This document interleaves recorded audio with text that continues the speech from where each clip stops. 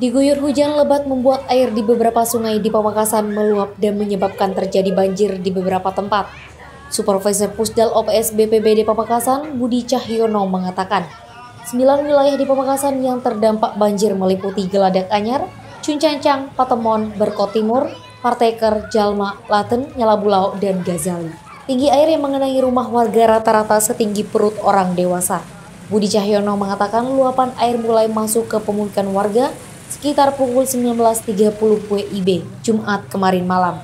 Per hari ini masyarakat yang sudah dievakuasi dari pemukiman yang terdampak banjir kisaran ratusan lebih. Pria yang akrab disapa Budi itu juga menjelaskan saat ini tinggi muka air di Dam Samiran sekitar 80 cm, Dam Kelampar sekitar 30 meter, Dam Plumpungan sekitar 30 cm. Sedangkan kondisi air laut di Desa Macungan sudah mulai surut. Ini banjir kali ini terjadi yang memang kemarin hujan intensitas yang cukup tinggi ya. Jadi dari siang hari sampai dengan malam hari memang hujan intensitas tinggi di berbagai lokasi di Pamekasan, juga di hulu sungai yang ada di Kabupaten Sampang. Dan kita memang sudah memperingatkan kepada warga untuk waspada dan mengingatkan juga untuk menaikkan barang-barangnya. Mengapa banjir ini terjadi? Banjir ini terjadi karena memang hujan intensitas tinggi dan debit air yang masuk dan debit air dengan daya tampung sungai ini sudah tidak sesuai. Ditambah lagi ini kejadian yang kedua karena posisi laut masih pasang. Nah, kondisi ini yang menyebabkan aliran air yang sulit untuk masuk ke laut.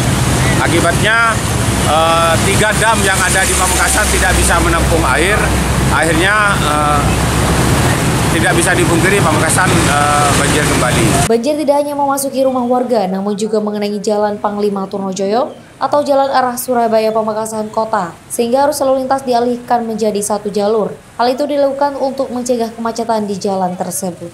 Kasat Lantas Polres Pamekasan AKP Dedi mengatakan pengalihan arus lalu lintas dilakukan jam 3 pagi. Pengalihan arus lalu lintas akan dilakukan sampai air kembali surut. Ya, jadi ini banjir dan Jalan Turnojoyo ini kita antisipasi ini karena 60% dari sungai sebelah.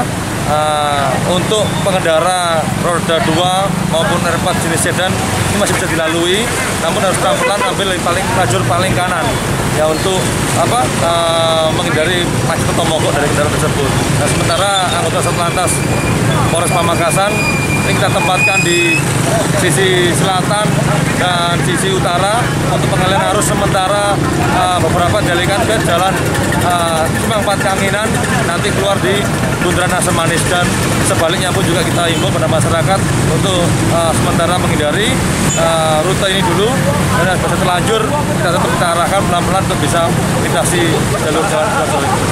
Gubernur Jawa Timur Hovifah Indar Parawansa juga turun langsung memantau terjadinya banjir di Pamekasan dengan didampingi Bupati Pamekasan Badrut Tamam. Selain itu, Gubernur Jawa Timur juga memberikan bantuan kepada warga yang rumahnya terdampak banjir. Dari Pamekasan, Sam Harikma TV mengabarkan.